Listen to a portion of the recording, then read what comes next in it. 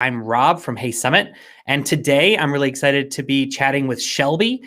Shelby is the CEO, Shelby Stephens. Shelby's the CEO and founder of Jolly, the e-commerce tool for selling services online. Consultants, entrepreneurs, and freelancers use Jolly to grow their business by capturing more leads and selling their offerings on the web.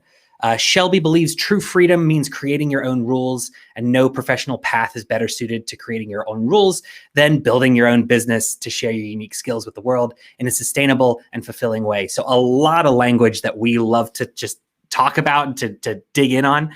But Shelby, first off, just thanks so much for taking a few minutes to chat with me today. My pleasure. My pleasure. It's an honor to be here. Awesome. There are a whole bunch of things that I'd love to get into. But I know that you've kind of had a background in entrepreneurship for 15 years or so, and serial entrepreneur. You started different businesses, but can I kind of talk like why do you care about helping others start their own businesses? Like, why is that a passion for you? Because I feel that in some ways, and certainly in reading what you do, it's pretty clear. But where does that come from? Yeah, I think this is an interesting, maybe contradiction is the right word, but it's actually somewhat selfish. So I think that one of the best ways to have a meaningful life experience and a rewarding life experience is to serve others and help others. And so it's this interesting contradiction where I believe that I end up having kind of the most meaningful and rewarding experience and professional experience when I work on projects and build products that are designed to help others. And I've been a freelancer. I've done consulting work for a long time. I've worked with many freelancers on my previous startup and obviously with Jolly. And yeah, in the professional space, I think empowering others to create their own professional path, build their own independent career is a really fulfilling path for me. So yeah, it's this interesting kind of contradiction of it's self-serving because I want to have a meaningful and fulfilling professional career, and this is one way that I found to do that. I totally identify with that. I think though, and we'll get into what like Jolly, what Jolly can do for entrepreneurs in a sec, but when you are building a business, a SaaS business, oftentimes there is a strong pull towards enterprise. That's where the money is. That's where the large contracts are. That's where like established sales cycles are. Yeah. And at least we found, certainly with Hey Summit, like that's not where the love is. That's not where the interest lies. That's not where like the interesting stories are. Yeah. And working with people who are going through, whether it's that side business that they're starting up or they're on their own, or maybe they have a small team, or maybe they work with a VA, like it's a stressful experience, existence that you live if you're an entrepreneur. Yeah. And we certainly feel like, it's our job to try and help you be successful, but also orient ourselves to judging our success by, your success. Yeah. Are there certain like things about that kind of cohort, that kind of customer that you think makes them different when it comes to looking for effective platforms that might help them succeed or not, versus, let's say, choosing to use like an enterprise type platform? I just curious. Yes, about how you approach that. So the segment of the type of person we're talking about here is an individual, independent consultant, freelancer, sometimes referred to as a solopreneur, or refer to themselves as just an entrepreneur. And I think one thing that's unique about this type of person, and I'm included in this category because I do this type of work myself. I do consulting work as well.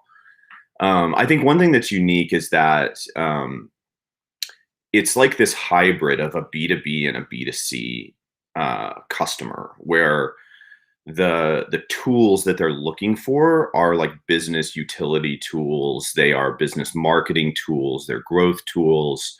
So they're kind of looking for B2B products, but but we think like consumers, right? And so if you're building a SaaS product for this market, or really even if you're wanting to offer services to this market, like if you offer coaching or marketing or consulting services to other entrepreneurs or consultants or freelancers, it's this interesting hybrid of like a B2B sale but a B2C mindset, because at the end of the day, we're individuals.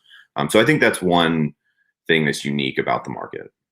Totally. And I think that kind of tugging on that a little bit is the needs of different types of customers at different types of levels in terms of their business. They are really quite different. And I think that those out there who might be thinking, hey, I might be wanting to start my own business, especially if you're already working for a big company, there's a big mindset change that you have to go through to remember that you're not a big company. you're not a big company in terms of what you can afford, but also you're not a big company in terms of the complexity that you need. And I think that's been one of the really interesting things to see too. And so the reliance, it's a far higher self-reliance on being generalist than having a group of specialists. And I know that you have an opinion around that. So I'd love to get your take on, you say that it's okay to be a generalist and specialize at the same time. Mm-hmm. And I think I know what you're talking about, but like, what do you mean when you say that? Is it based off of a particular episode or experience that you've gone through? So a few things there, and I'll start at the beginning. So the first thing you mentioned is the idea of a mindset shift, and I totally agree that that's necessary. There is a lot of noise in the world around things that you should do if you want to start a business.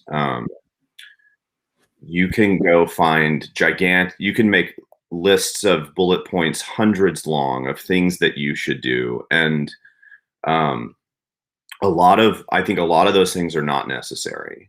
A lot of those things, just the sheer volume can feel overwhelming to the extent that it disincentivizes people to even get started or to think about doing this. And I think the reality is that you really don't need that much. You really don't need to do that much to do this. And I think that's true whether you're talking about starting a side business to offer services while you have another job, or if you're wanting to really go out and kind of market your business as your full-time career.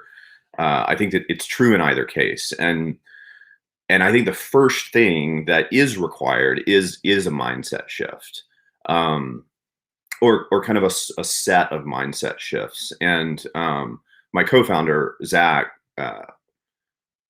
has created quite a bit of content about this, because he has really well-formed thoughts on what these mindset shifts are.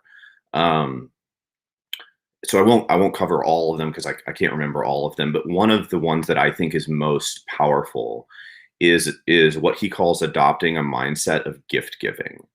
And so what I mean by that is, if you're thinking about promoting yourself as a service provider, it can feel really overwhelming to think about promoting yourself as a service provider, to go out and start posting on social media or marketing these. You're an imposter. Why the hell? Why should people be listening to me? Right. So it can feel really overwhelming. But when you adopt this mindset of gift giving instead of doing that, and you create something valuable for people for free, and you take that out into the world, it becomes much easier to promote what you're doing. It doesn't feel as as like nerve wracking when you compare that to going on and just promoting paid. Salesy. Exactly, right? And so I think that's a really powerful mindset shift that you can adopt in the very early stages of thinking about what should I offer? Am I going to do this on the side? Am I going to do this as a full-time business? If you adopt this mindset of gift giving and start there and think, what can I create that's valuable for my target market that I eventually want to engage in a paid manner? Mm-hmm. How can I start with something free? Is I think a very powerful mindset shift. And there's some other ones around, think about your outcome. Like your outcome at the beginning is to get a client or to get a recurring client or to get whatever. Like that's the outcome, and really staying focused on steps toward the outcome, as opposed to like, I think Zach, my co-founder, calls this outcome versus output, right? Like outcomes are greater than outputs, basically, is the mindset shift. Is like, when you look online and you see these hundreds of things that you should be doing, or other people say you should do before or in order to start a business, like most of those are outputs that aren't actually going to move you to your desired outcome of getting a client, getting a recurring client, building a stable, kind of predictable stream of revenue for your business. That's the outcome. And a lot of the stuff is really just output that doesn't get you there. I think that's a really good point, because I think output and is also another. It's very easy to come up with a task list. Totally. For yourself. It's tempting to work on it too, because it's you can do it, right? It's calm. It's something that's within your control, and especially when you're starting off on your own, you're building a business, or in our cases, maybe you're organizing a large event for the first time.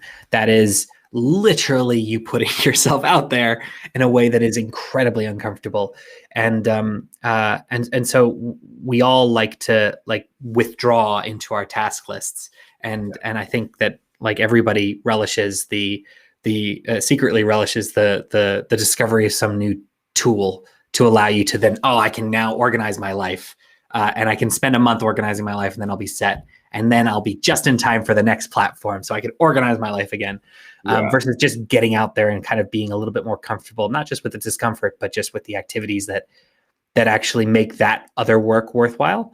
Yeah, and I think there are a lot of different things you can do to make that process much easier and much more comfortable, much less emotionally taxing.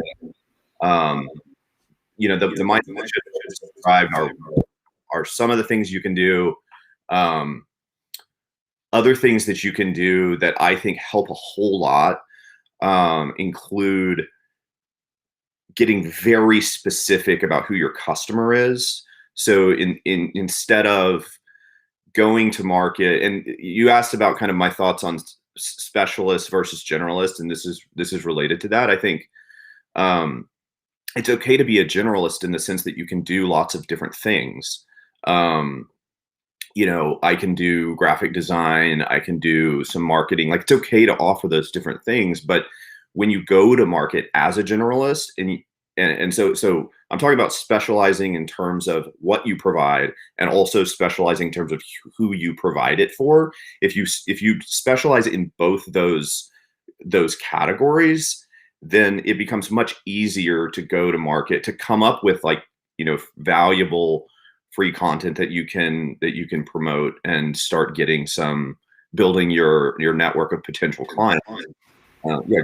But there's a fear there. So we see this a lot of times, where it's like, I need to focus on my customer, but that means I'm saying no to other people. and we see this with events. Someone says, I'm doing the Digital Marketing Summit 2021 because I'd never seen a digital marketing summit before, and you're kind of thinking like, okay, but so okay, all right, okay. Who's your market? Oh, well, entrepreneurs, and then businesses, and then marketing gurus, and mom and pop shops. Okay, cool. So who is it not for? Well, I mean, everyone could get value out of this, and you have this kind of internal thought process that everything I should do must be scalable. It must get me out into the wider world in the biggest way. But when you are, and I say this all the time, so anyone who's watching multiple of these, you will sound like a broken record. But like if you're trying to build something to serve everyone, you'll end up serving no one. And I think that what you're saying is absolutely correct. That it's just as important for you to be able to tell me like this is not who I'm serving. And if you can't do that, if you're creating a service or something and you can't actually say who your customer isn't, like it means you're too broad. It means you've not been focused, and that's a scary thing to do. To say, you know what, I'm going to say no to this type of client and focus on this one instead. It can be scary. This I think is an important point when it comes to the notion of productizing services, productizing your offerings. The point here that I think is important is that in the long run, as you build an independent career, as you build your own business, you're probably going to have more than one product. But it really helps to start with one, because what you can do is you can, if you think about all of the things that you could offer, it's really helpful, I think, to think about the idea of a funnel, where you have these different offerings and they correspond with different levels of trust that your market has in you, right? So think of it like a free offer, some introductory service that you could provide, and then a bigger service that's all of which are kind of related, right? So your free offer could be about some topic, your introductory offer is related to that, and then the service that you provide that you want to provide is a more expensive version of a service, right? So it's this funnel, and at the top, like people don't have any trust in you, and more so than, I've written a lot about what we call the trust economy, and like more so I think than ever before, people just don't want to hire people that they don't trust yet. And so this is part of the advantage of creating a free offer, right? And so I think it can be very helpful to think about, and you can work backwards. So what is the core service that you think, you're good at, you have experience in, maybe you have some past clients, maybe you're new and you just are confident that you can do a good job of this type of service. That's kind of your core service, right? So if you create a funnel where it's like, well, what would make sense to lead people to that core service as an introductory service? Maybe it's some road mapping or some strategy work or a workshop or something. And then what's a free offer, right? So if you can create one of these things and you can then go out and promote it much more easily, because what you're promoting isn't a $5,000, $10,000 package or some recurring package or something that's, really someone needs to trust you before they buy. You're promoting this free thing, which becomes much easier. So if you can build one of those types of offer funnels, then you can do it again. Like no e-commerce store in the world has a single product. And if you think about your business as having these offerings, you'll end up with multiple offerings. So I think this fear of like, if I get specific about an offer or an offer funnel, and if I get very specific about who that offer is for, that I'm going to be pigeonholed and I'm not going to be able to offer other things or to grow other things. I think that's that's a fallacy. And I think that you can create the multiple products and be successful doing that. I think it's grounded in fear, right? Like it's just grounded in like, I got to get this right, and if you're seeing it as like, I got to get this right, otherwise everything will be over, maybe you shouldn't be starting the business, right? Like if you're seeing it as a wide thing, like, look, I'm trying to figure out my voice. I'm trying to figure out how I talk to a particular market. I'm trying different things rather than the whole world will fall down if I'm not immediately successful in going after this kind of focused area. I would agree with that. I think, feel free to disagree. I do think it's grounded in maybe it's fear, maybe it's uncertainty. I think, maybe it's also just like there's some things that are pretty counterintuitive about Mhm. this. Like, it's one of the things that's counterintuitive about specializing is that you end up being able to charge more, Yeah, right? So exactly. if you're saying, look, I only provide this very specific service to this very specific type of customer, what you've done is you've made yourself unique or rare, right? Because you've had the courage to specialize in that way.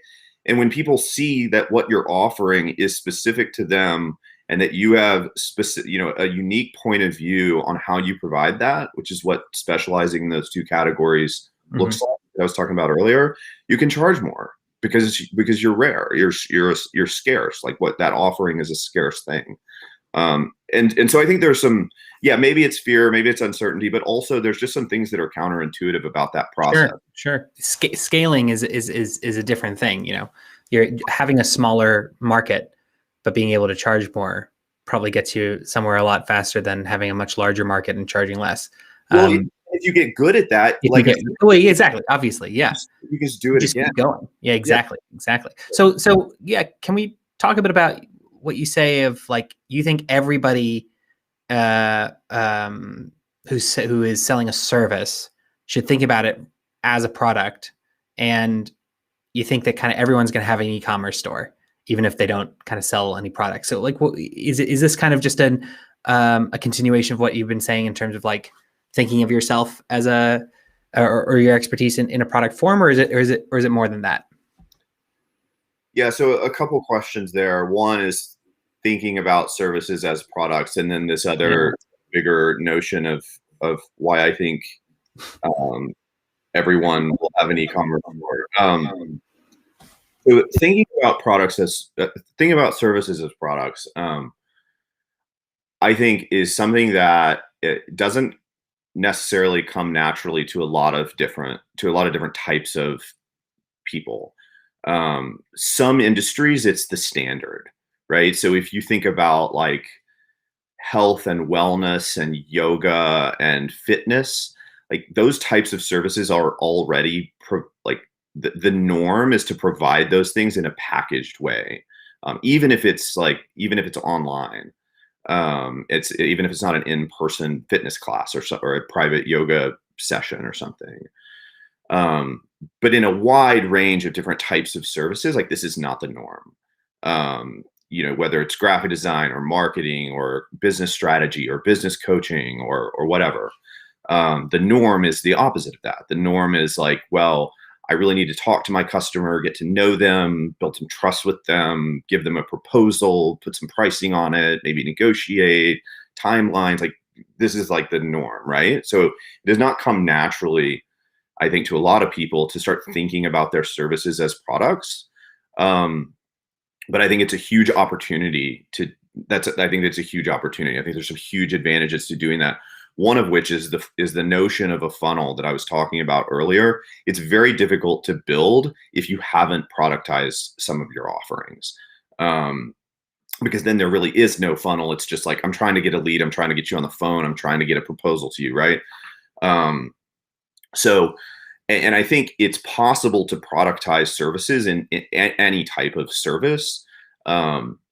You just need a framework to go off of, and there are multiple frameworks, but I think the notion of a funnel is a really useful one, where it's like, here's the core thing I want to sell. Maybe there needs to be some negotiation depending on the type of customer at that level, like if you're selling into an enterprise or whatever, depending on who your customer is. But I think in many cases, it's pretty easy to think of how to productize an initial service offering. And one of the ways you can do that is that if you just think about what you do for free right now during a consultative selling process and package that as a discovery package or a workshop or something and put a price tag on it and sell it, right? And then you can work out a free offer, basically a productized offering as well. It's just usually content or webinars or something like that. So I think it's very useful to think about any service as productizable. And when you do that and you actually do turn them into these concrete offerings, it unlocks a really wide range of new tactics that you can use to grow. Yeah, it's not reinventing the wheel. It's figuring out different uses for the things that you're already thinking about and doing, Yeah. in a way that frames it right to whoever it is that you're wanting to reach out to. Yeah, totally. So Yeah. that's a little bit about the notion of Cool. productizing services, packaging services. You asked me about something else too, but I can't remember what it was. Oh, just why everybody's going to have a store. Oh, Um, yeah. I mean, I'm trying to think of the simplest way to describe this. I'm thinking everybody's going to have a Shopify store or an Etsy store. Everyone's going to be making branded, self-branded merchandise and trying to compete to be the next personalized version of Supreme. Yes. Yes, exactly. Can you tell I'm knitting right here during this? Exactly. I'm knitting my my NFT. Making my Yeah. right? No. So I think that if you look back maybe over the last 10 years or so, these early waves of how do people sell services on the internet have largely trended toward marketplace style solutions, right? Where you have these big elephants, like you have your Upworks and your Fivers, um, and I think, and those were the first like big solutions for selling services online. And I would put on-demand apps into that category too, like your Ubers and all this kind of stuff. Um, as these work intermediation platforms or these marketplace solutions to like how can we connect buyers and sellers of services on the internet. Um, I think that the next big wave will be very different, and it will be all about empowering individuals with tools and with utility tools and growth tools to have control over how and where they sell services online. Um, and if you look at the existing e-commerce solutions today, most of them purport uh, to work for people who sell services, but most of them were not designed to sell services. Most of them were designed to sell this thing that I'm creating right now, this physical product. Um,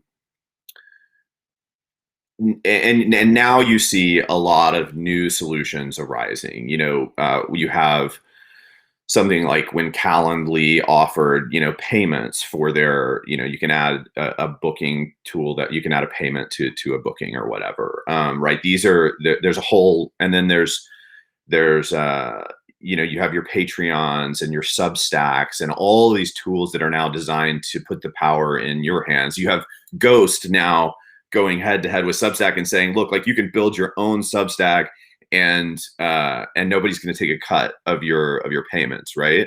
And so that's like the direction that I think e-commerce for services is going. And the reason why I think, I say everyone is going to have an e-commerce store, like, okay, maybe not everybody, but I think a lot more people in the future will say, look, like I've got a full-time job. I also want to earn a couple $1,000s a month on the side. And like, how do I do that? And a really good way to do that is to go through this process of what can I provide? What's my expertise? Who can I provide it to? And then how do I offer that on the web?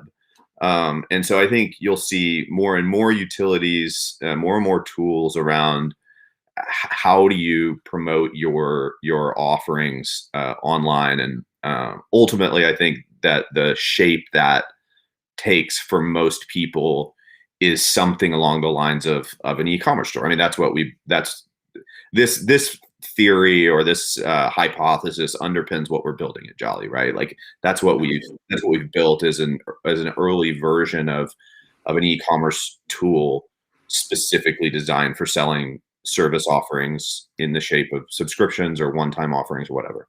I was just about to ask then. So yeah, let's kind of dig into what it is, who is using Jolly and how are they using it? I know you talk a lot about consultants. You use terms that are purposefully focusing on solopreneurs, small scale businesses. But then you're also using and services, but then you're also using language like e-commerce. So yeah, love to kind of understand a little bit more about what you see in terms of trends and how, like, who uses Jolly and what do they do? Yeah. So the core user base of Jolly today is what I would consider to be professional service providers who serve, other businesses, other consultants, other freelancers, and so that's like a marketing strategy consultant. We'll set up a store on Jolly. It's a single page, and then he'll add his offerings. Mm-hmm. Um, So sometimes it's a home base for your consultancy services that have been productized. exactly, and then each of those offerings has its own page, Mm-hmm. where you can add more content about them, and then you can obviously link to your store from, say, your Instagram bio or LinkedIn bio or something. Or if you've already built a personal website, then you can link to your store from there.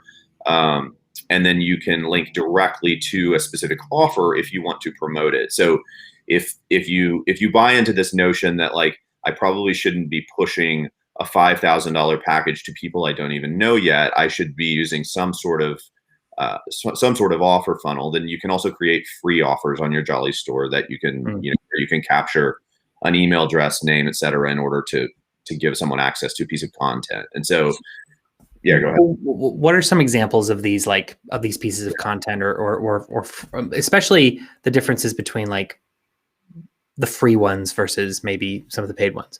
Yeah, totally. So a lot of people offer as free offerings, like a 30-minute or 1 hour kind of workshop, strategy session, et cetera. And this works well if you have some good industry expertise, if you're specific about who it's for. Like, I'm thinking right now of one user named Nick Longo. He's based here in Texas, and he works specifically with startups.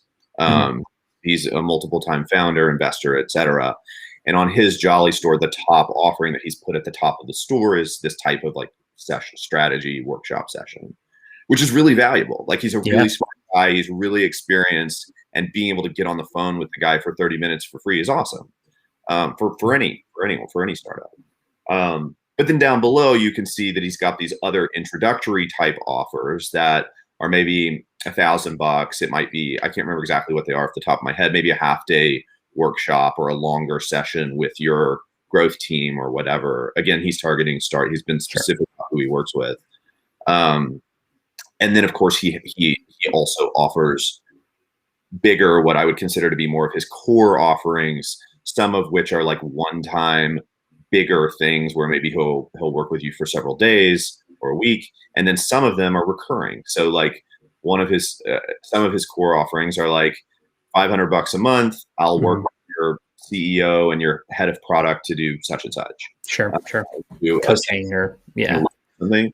So that's what I mean by a funnel, and that's how he uses Jolly. Is he's got a store where he's got these different types of offers, and then he'll grab the link to the free offer page, and then he'll go promote that. And he'll say, it's much easier for him to go post that on, say, LinkedIn, and say, like, hey, just in case you didn't see it, like, I'm offering 30-minute marketing strategy workshops, and he'll get some people to book them. So that's an example.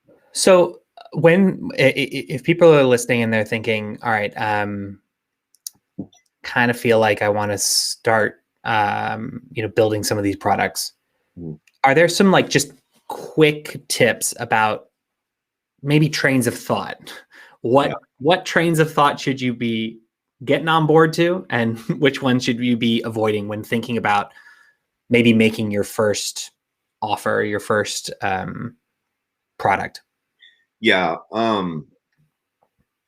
So I think it's really important to make sure that there's a clear logical connection between your different offerings. And again, in the sense of thinking of them as a sequence or a funnel. And I think the best way to do that is to work backwards. I mentioned this earlier, but what is this core, if Nick decided what I really want is $500 a week subscriptions from startups and I'm going to do this for them. If he's picked that as for now the core offering he wants to focus on, then what's a logical precursor to that introductory paid offer? And it might be a single strategy session for $500 or something, right? And so then he'll work backwards from there and think of what's a logical free offer that naturally will lead people down this funnel, right? So I think thinking of it as a funnel and working backwards based on this core offer, and that's going to be unique to you, your expertise, the types of services you want to do, the types of clients that you want to do, that you want to work with, that kind of thing. That's going to have to define your core offering, and then you can kind of work up from there. So that's, I think, a helpful framework to use. And then the other one, we've talked about this. We talked about this quite a bit earlier, but I'm going to bring it up again because I think it's really important. Is getting really clear about who your customer is. It's just like, I cannot overstate how important that is. And not being afraid of that customer being narrow, getting so narrow that there aren't enough of them or something. Cool. And it's really, really critical. The ones that maybe don't work, do you see kind of trends in terms of like, if someone starts or pushes out a product on Jolly and you look at it, you might think, I don't know if that's quite right. Aside from being too broad, are there other kind of like red flags? Yeah. So this, I think, is where you need to, yes. So many. Where do you start? No, it's really important to make sure that how you're promoting something, like the channel, the way that you're going out into the world and like saying, hey, this thing exists. So I'm going to call that how you're promoting something. It's very important that how you're promoting something, what you're promoting, and the level of trust that people have in you, who you're promoting it to, are all proportionate, like are all at the same level, right? And so what doesn't work, what I see not working, is when somebody says, I'm going to create a package. I'm going to create an offer on my Jolly store that's $500 a month, and I'll manage your social media on 2 platforms or something. I don't know. I'm just using an example. And then they go out and they like push that on social to people that they don't know. And like, they might sell one, but what you're doing, you're promoting something that that probably requires more trust for someone to want to hire you than the people have where you're promoting it. And so that's what doesn't work, is when you're trying to push something that to people who don't trust you yet at an appropriate level, that's either too expensive or too complex, and you need to be offering something that's lighter weight, maybe less expensive, maybe even free, depending on the channel and who's there. That's a really good point. I think that also goes back to, if you're, and it makes perfect sense. If you haven't done this before, maybe you're a bit nervous, maybe you're a bit unsure about what works, and then you think you have to be selling this thing, and then you kind of get a bit caught up in that, and you forget. I was talking to Alex Abel yesterday, or 2 days ago, on this show as well, and he's talking about social media and how you pushing things out there doesn't really do anything to actually drive what engagement really is. It's really more about making friends, having a conversation, and establishing that rapport. And in a similar way, if you're pushing out things that are like, look at me, I'm $1,000 starting point, you have no idea who I am, can't tell me from Adam, but I don't care because I'm hot shit or something like that. Like, that's not the goal here. And it's weird because, obviously sometimes when you're in the zone, you're thinking about that. You're like, well, but this is so valuable. Who wouldn't want this? And I guess the takeaway is like, you might think that, but no one else knows about your genius yet. So, yeah. My co-founder Zach said something earlier this morning along the lines of like, experts give true experts give away their tactics for free. Sure. And I think there's a lot of truth to that. Yeah. And when you think about, back to where we started this conversation, really around this notion of having the courage to start your own business, and kind of the fear or the hesitations around promoting yourself and your offerings, like all of that stuff just decreases drastically when you adopt this mindset of gift giving, and you say, look, instead of going out to the world and saying, hey, hire me or buy this thing from me, which puts you into this big stew of just noise.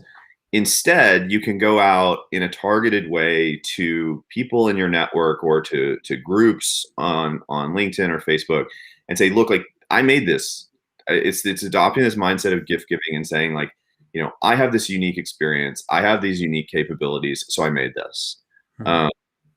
It's so much easier to do and so much more effective, right? Because then people can get a sense of why you are unique and what you can do.